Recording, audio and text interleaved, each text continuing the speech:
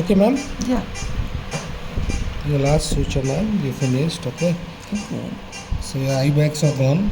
Fats to go. Show the fats here. Okay. Oh, this is the right side fat and the right side skin. You close your eyes, ma'am. The left side fat, the left side excess skin and muscle.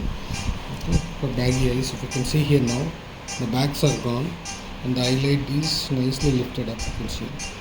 We went from the subciliary incision. This is just 2 millimeter below eyelash incision. If you can see from that, so you will hardly get any scarring on them. Which it can be taken out every time after 5 days. Okay, you let go.